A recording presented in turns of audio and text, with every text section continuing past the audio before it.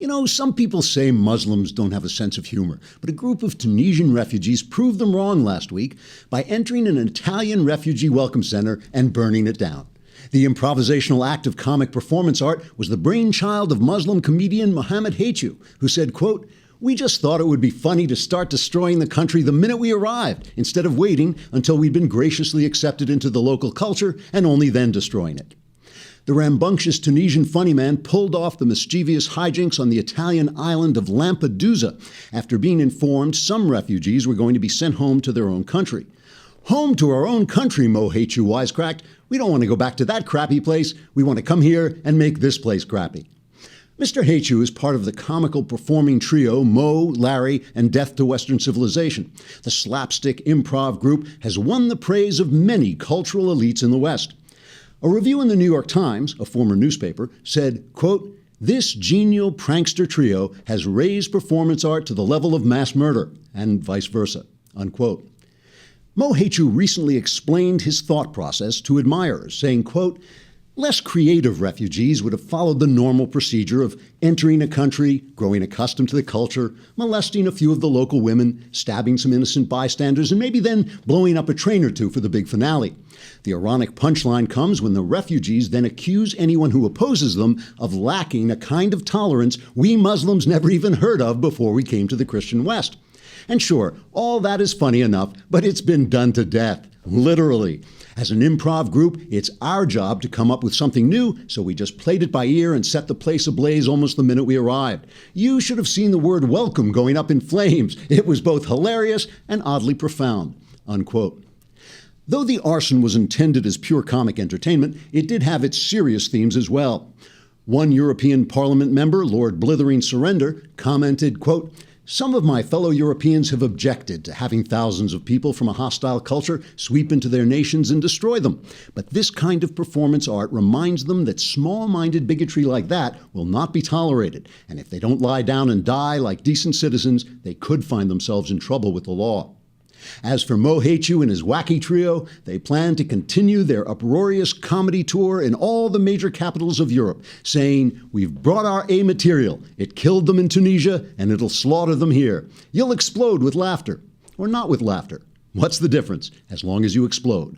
Trigger warning, I'm Andrew Klavan, and this is The Andrew Klavan Show. The comedy stylings of Muslim immigrants in the West. Who comes to a welcome center and burns it down? It's like, "Thank you for letting us into your country." Anyway, we're back. This place is next. I think the Daily Wire is next. The Klavanless weekend, the darkness of Klavanless weekend is ending, and we can now see the future. Or if you don't subscribe, you can only hear the future, which isn't as much fun. But if you subscribe, you can see us, and you can participate in our Wednesday mailbag, which is very exciting, and it's free for 30 days. And then we come and take your firstborn child. So it's a win-win. You get 30 days free, and then we get your kid off your hands. So it's great. Anyway, subscribe and support us, and you can also watch the show. So everybody's fighting, right? I go away and I come back, and everybody is at each other's throats, right and left. Everybody's tearing each other apart. In Austria, which we'll maybe get back to a little later, in Austria they are fighting so badly that the left and right, far left and far right, are now locked in an election, a deadlocked election, which will only be decided by the mail-in votes.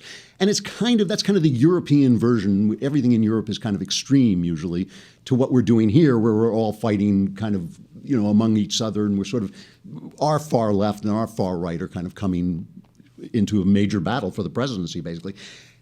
First of all, on the right, you have this huge, vicious battle going on between the never-Trumpers and the Trumpers. And, of course, the center of all that is right here. It was like Ben, who was like just being attacked. I mean, I could not believe last week. I don't know if you saw, did you see this Breitbart thing that they did? Ben wrote this great piece for National Review about anti-Semitism on the right, which I thought it was absolutely terrific.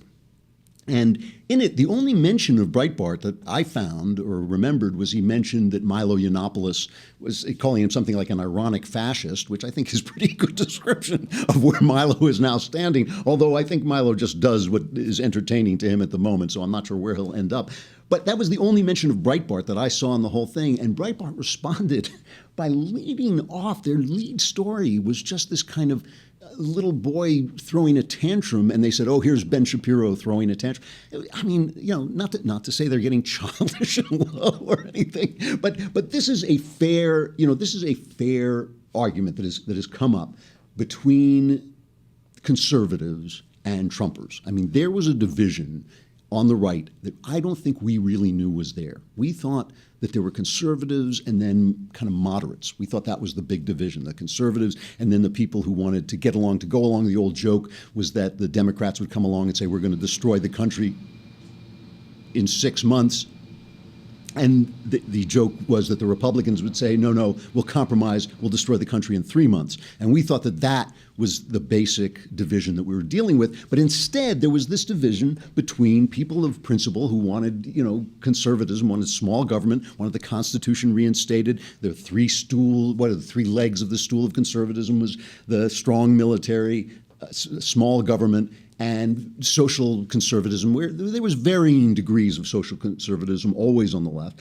But now we found out that there is, in fact, this other division. There is this division of nationalist, what can we call them? Nationalist, populist, people, and those of us who actually wanted small government. And it's a really serious division. And people we thought that we trusted were conservative turned out not so much. They really just wanted to pound their fist and say, America, American, build a wall and keep out the Mexicans and all this stuff. So that's one argument that's coming on. Meanwhile, Donald Trump is uniting the GOP. I mean, this is the thing that's happening all over. He got the endorsement of the NRA. I loved CNN's story about this. Trump went before the NRA.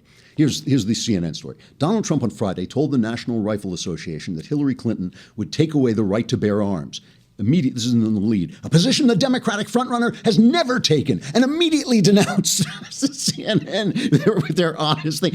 Moments after the gun group endorsed Trump, which, by the way, they really endorsed him early. They usually don't endorse this early in the process. After the gun group endorsed Trump, the presumptive GOP nominee dove right into attacking Clinton, saying she, quote, wants to abolish the Second Amendment. We're not going to let that happen, Trump said. We're going to preserve it. We're going to cherish it.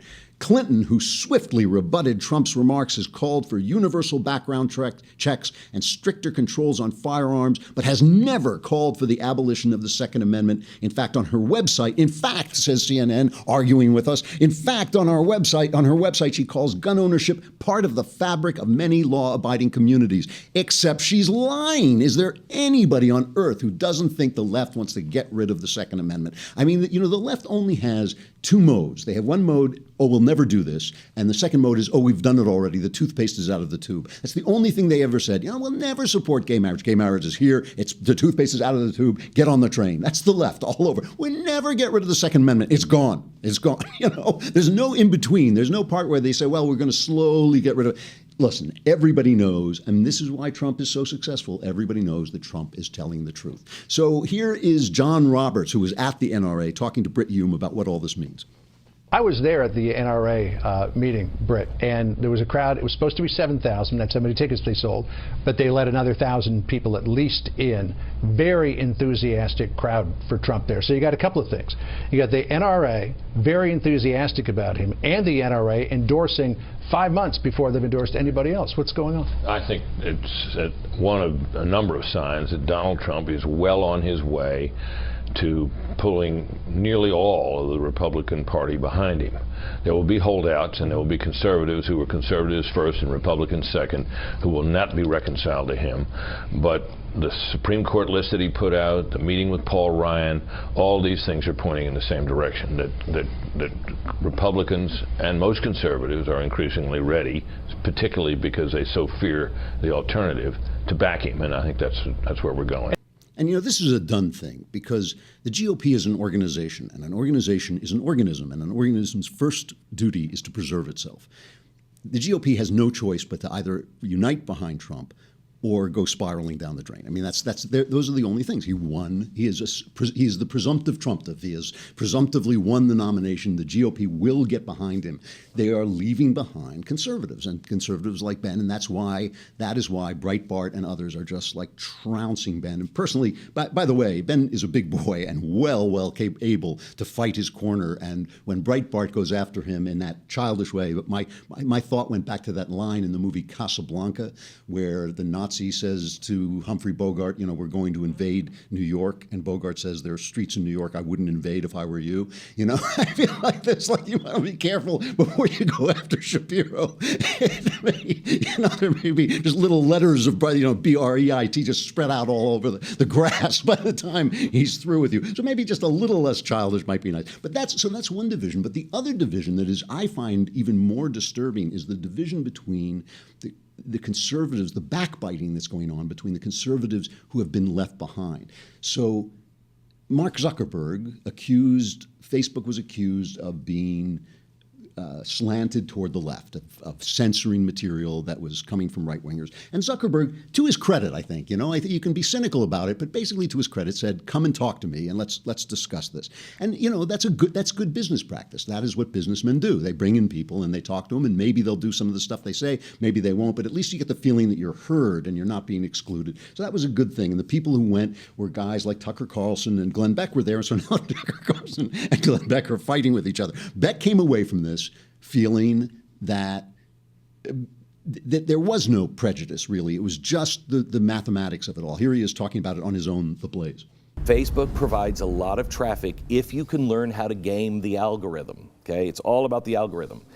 And they change it all the time to stop people from gaming it.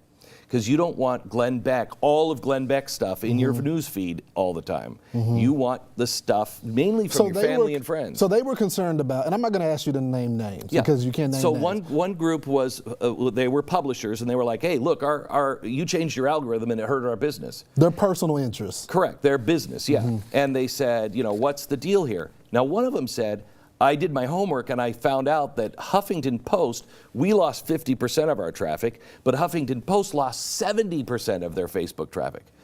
Well, that explains it there, and I know it because I've seen it. I can watch our traffic and I can see, they changed their algorithm, and they do that as policy. That's not conservative, that's everybody. So that's Beck, strong Ted Cruz supporter, very devastated when Cruz didn't take it, very upset by Trump. I don't know if he's come out as a never-Trumper, but he certainly sounded like one. Tucker Carlson comes out and basically just rips him. Now, he doesn't name him in this interview, but he's referring to Beck when he talks about people sucking up to the billionaire Zuckerberg. Here's Tucker Carlson on Fox. It was interesting. They're really worried that conservatives don't trust them. Part of the reason conservatives don't is because Mark Zuckerberg's talking about his personal liberal politics in public, and I think it taints the image of the company in people's minds. I talked to them about the people who work there, and if everyone in your office has the same background and the same cultural assumptions, it's going to affect your news coverage, and they seem to think that was reasonable. Some of the conservatives there asked tough questions. Others sucked up, basically. Like who? Just well-known talk show hosts who you think would be asking tough questions, but instead things like, you're such an innovator, you're such an impressive guy. No, who said that? Come on, you can imagine. But the point is, they are conducting an investigation. They don't want to be seen as biased. Of course, their subjective judgments. So are they going to change anything? Yeah, I think they're going to try to move as much as they can over to the algorithm and take the human element out to the extent possible. But I think, in the end, there's always going to be subjective judgment. Because the curators No, they did not admit that intentional bias occurred. They did admit that Silicon Valley is very liberal, and the people who work there, by definition, are probably mostly liberal. And I said, why don't you hire a bunch of Mormons? Make it. Bring people in with a different cultural background, and you will get a greater diversity of views, and you'll make wiser decisions. And they said, no, it's a pretty good idea. I don't know if they'll do it.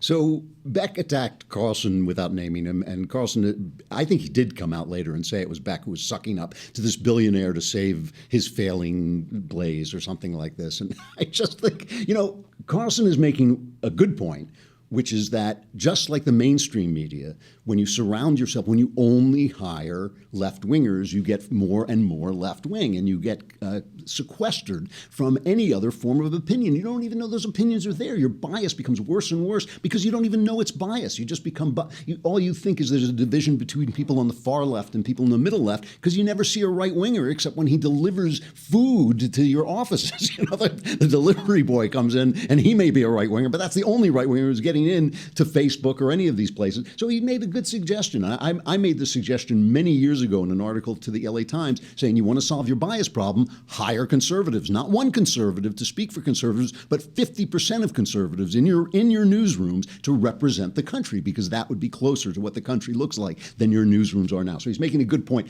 But that's a rip on Glenn. He really said he was sucking up to him and kind of saying, oh, how innovative he was and all this stuff. And this is what Freud called the narcissism of small differences, okay? And we're going to see this more and more as this election comes out.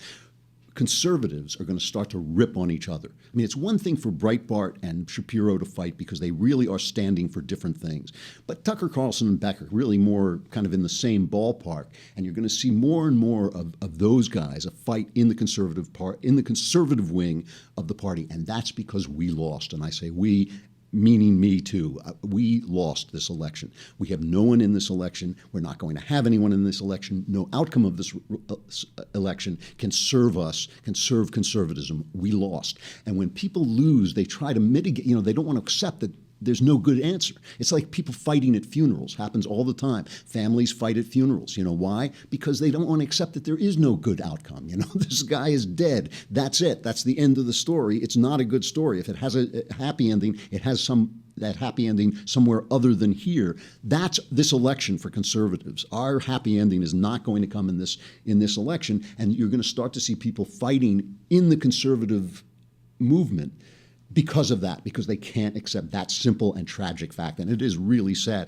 Then you have guys like Bill Kristol who's still saying, let's bring in Mitt Romney and he's going to save the day. Here he is with Stephanopoulos. The Republican National Committee and the Trump and Clinton campaigns are trying to sort of strangle it in its infancy because they're scared of it. I mean, look at that poll. When you throw Mitt Romney's name in, someone who hasn't run in 4 years, probably isn't the ideal, in a way, third-party candidate, though an impressive man, and I think would be a good alternative to Clinton and Trump. He right away is at 22%. 37, 35, 22. He hasn't done anything. In other polls, the generic independent candidates around 20 or 21. And as I think Koki was saying, and Matthew too, I mean, half of the Clinton voters and half of the Trump voters don't want to be for Clinton or Trump. They're against the other person. If they had an alternative, Bill Kristol is a smart guy who's always wrong. He's always wrong. He's always on the wrong side. He says Mitt Romney is polling well in spite of the fact that he hasn't done anything yet. Mitt Romney is polling well because he hasn't done anything yet. We've seen this in every single primary, that some politician, some candidate will rise to the top because no one knows what he stands for or who he is. And the minute the media shines a spotlight on him, and it's always hostile on the right, but even if it's not hostile, the minute we see who he is, suddenly he falls out of the running completely. So Mitt Romney would last for about 5 minutes. This is not his election. There is one third-party candidate that I am supporting, Lord Darthos, who announced here a few weeks ago and has now even gone further in explaining his policies. Good evening. I am Lord Darthos, candidate for president.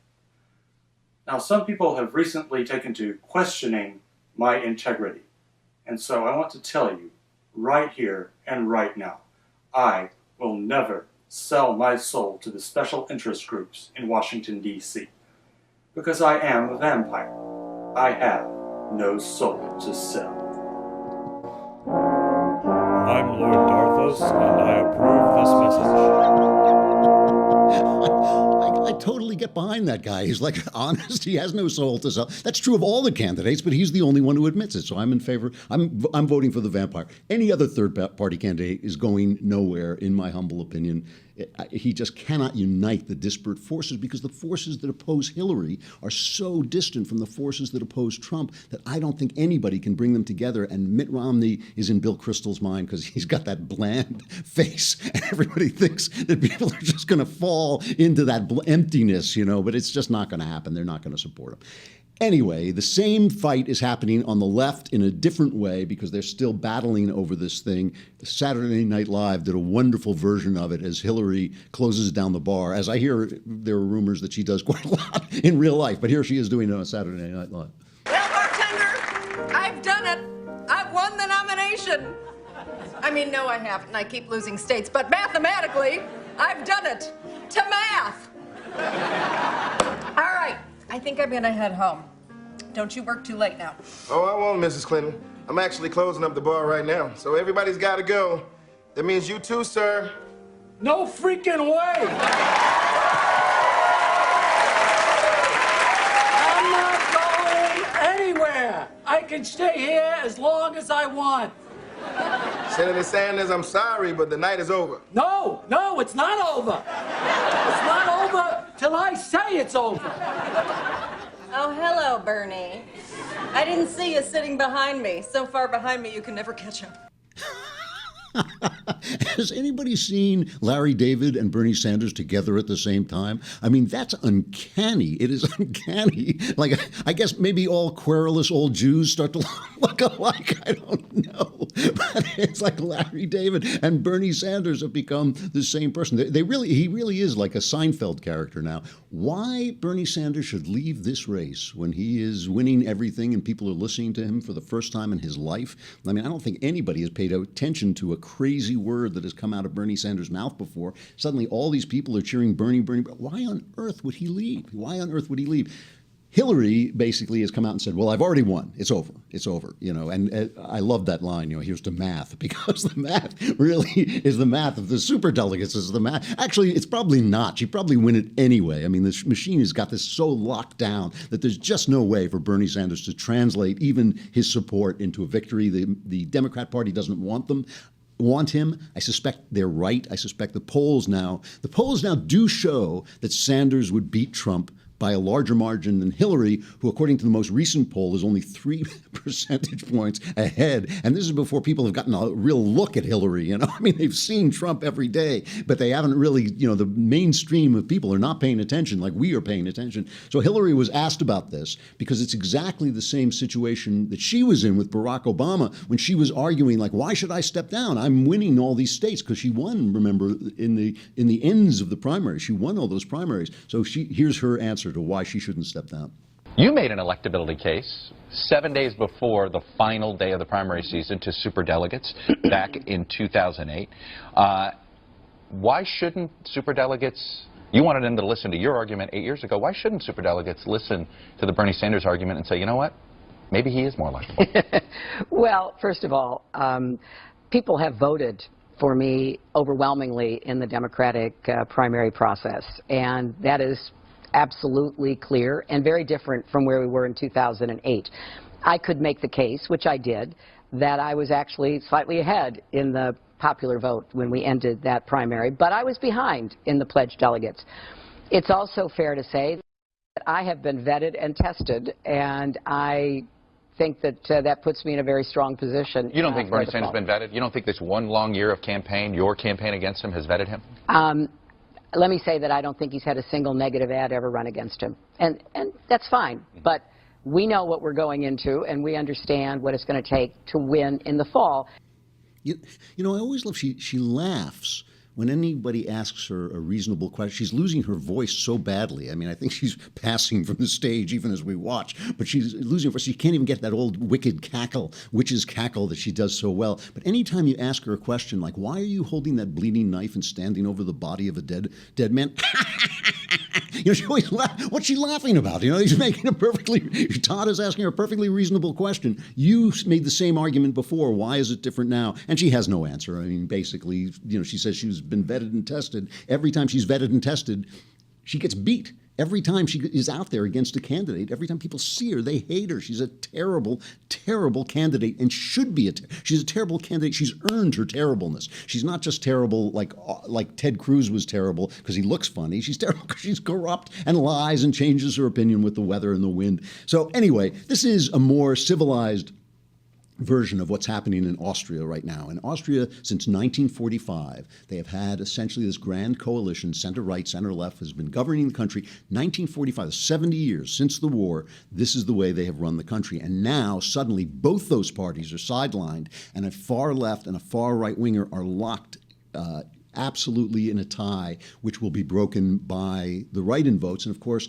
the right-winger, who is more charming than most of these guys are. You remember, the European right is to the right of our right. The European right is very nationalistic, is basically the Trump right. I mean, that's who they are, very nationalistic, very bombastic. And this guy's apparently pretty charming, and he could win. And what nobody, it's all about the immigration thing, as it is here. It's about immigration. It's about the fact that we have a debate which is encouraged by both the process of democracy and the media to be extreme. Either let everybody in because they're all dreamers, it's an act of love, it's an act of Christian charity to let the people in from Tunisia and Syria, even if they rape your women. It's just, how dare you say anything? That's the one side. And the other side is build a wall, kill them all, ship them out. I mean, that's the other side. And a debate like that is absurd, the West has always lived with immigration. It has always welcomed immigrants. And yet, at the same time, we have to defend ourselves. We have to defend ourselves from hostile philosophies. We have to defend ourselves from terrorists. We have to defend ourselves from too many workers coming in. You can't say, I am not of the party who thinks that Mexicans, if they come over here, are going to vote Democratic forever. I think that that's absurd. Of course we can make them into Americans, and if they're Americans, they'll be Republicans and Democrats. Of course we can. But they have to... The fact that they violate our laws and make fun of our laws and make fun of this country and say it should be part of Mexico, those people shouldn't get in. That's the thing. When we're talking about immigration, we're not really talking about immigration. What we're talking about is the fact that our elites have lost faith in our civilization. That's what we're really talking about. We're talking about the fact that no civilized elite leader will get up and say, we have a civilization, this is what it is, it works better than other civilizations. Even if it didn't work better, it would be more moral than other civilizations because it makes its people free, it makes its women equal. Those are better things than other people have. We have to insist on those things. And in Germany, they're trying to teach immigrants how to have sex. Immigrants know plenty well how to have sex. That pretty well comes naturally. What they don't know is how to pay respect to people who have a different sex than you do. That's what they don't understand because they come from a hostile culture. Now, if you let some of these people in and you train them into being Westerners, it can work. You can assimilate people. You can assimilate a certain number of people. Not all of them, but you can assimilate. But nobody's making that argument. Nobody is standing up. And so what we're really saying, what all these people are saying, when the people speak, the people sometimes speak chaotically, and it's hard to make out what they're saying. But what I think they're saying is have some faith in this thing that gave us everything we have. We're richer than everybody. We're stronger than everybody. We're safer than everybody because of our values. Stand up for our values. That's what they're saying to both the left and the right. And that's why Trump is succeeding so well, because he is selling the basest, most vulgar form of that philosophy. But the philosophy itself is not wrong. The idea that we should be patriots as opposed to nationalists is not wrong. Which brings me to stuff I like, because what I want to do about stuff I like this week is I want to talk about a couple of pieces of classical literature that are formative in the development of the West, okay? Because people don't read the Greeks and Romans anymore. They're afraid of them. They think they're too complicated. So I tried to pick things that are very approachable and very presentable.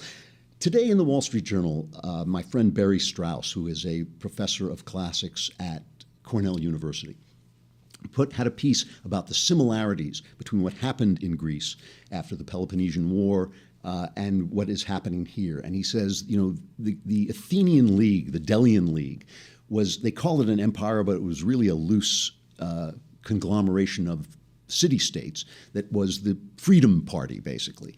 And it was the Greek Empire, it's what they call the Greek Empire, but he says it's not really that. And it was doing very well, allowing people in. People wanted to come in. They were free. And he says then 3 disturbing developments took place. And I'm reading this. I don't have time to read the whole piece, of course, but please look at it in the Wall Street Journal. It's a really intelligent, learned piece. He says the 3 developments that took place were nativism, Athens' old landed elite disliked democracy and despised the immigrants, so when extreme conservatives seized power in a coup d'etat after Athens lost the Peloponnesian War, they evicted immigrants from the city limits and targeted the wealthiest for murder and property confiscation. They evicted the immigrants. The next thing was demagoguery. In Athens, for the first time in history, demagogues emerged. And although they were wealthy and well-educated, they spoke in populist accents and criticized the establishment. And finally, there was endless conflict. There were all these battles. Athenian foreign policy should have built an international order that shared prosperity and encouraged allies to stay loyal. Instead, it chose Athens first. So obviously, Barry is making this case. This is Barry Strauss writing in the Wall Street Journal. He's making the case that what happened in Greece and ultimately destroyed the Delian League is happening here. And you can tell that he's thinking of Donald Trump when he's talking about demagogues and he's talking about Athens first, as we're now having America first. So the piece that I want to recommend first is a fairly short piece in Thucydides' history. It's basically a history of the Peloponnesian War. Thucydides' long book, some people find it hard to read, but in there, the Greek historians would write the speeches of the famous people. They weren't supposed to be the speeches. And one of the speeches is it's called Pericles'iz funeral oration. Pericles was the great Greek leader who was the leader during the period that we think of as the high point of Greece. And when the Peloponnesian War started, the Peloponnesian War kind of ultimately destroyed Athens, but it happened in 3 stages. And the first stage, before Pericles died, was almost a defensive war. It was a war against Sparta, the other kind of government in Greece, less democratic, not democratic, very militaristic. And so Athens was kind of fighting Sparta, and Pericles was very conservative about this. He did not go out and fight on different fronts and all this stuff, and he did very well, but then he died, and that's when Greece lost its stuff. But at first, when the dead came back from the Peloponnesian War, he gave a famous funeral oration in which he talked about what was wonderful about their point of view. He reminded Athenians what they were fighting for. And he said, I'm just going to read a very small piece of it. He said, "Let me say that our system of government does not copy the institutions of our neighbors. It is more the case of our being a model to others than of our imitating anyone else." Just notice the confidence that the leader has in what he's representing. He says, "Our Constitution is called a democracy because power is in the hands not of a minority, but of the whole people. When it is a question of settling private disputes, everyone is equal before the law. When it is a question of putting one person before another in positions of public responsibility, what counts is not membership of a particular class, but the actual ability which the man possesses. No one, so long as he has it in him to be of service to the state, is kept in political obscurity because of poverty." These guys were inventing this stuff. No one knows why suddenly this little tribe of people in the Peloponnese developed this idea, this incredible idea. But here was Pericles at the moment of great peril and at the moment of great triumph of a culture, telling people that their culture was better. It was not an imitation. It was a model to other people. When has Barack Obama said that, ever? I mean, when has Hillary Clinton represented that? She makes noise about that, but there was a little bit of a controversy the other day when a girl walked around with a hat that looked like Donald Trump's hat, but it said America was never great. Who doubts that Obama thinks that? I don't doubt it. Obama thinks America is a great idea. The America in his mind is great, but he does not think this America was ever great. Hillary Clinton the same way. And as long as that happens, then we're going to be open to demagoguery. We're going to be open to America firstism, which is nativism, not patriotism. And that's so go back and read this Pericles' funeral oration in Thucydides. It's about, 3-4 pages long, and not that long, but it's just to hear what it sounds like when a leader stands up for what he believes and what his culture believes and what has made his culture great. And part of what makes this culture great is us standing here talking about this culture. So come back again tomorrow, and we will do it some more. I'm Andrew Klavan. This is The Andrew Klavan Show. Thank you for listening.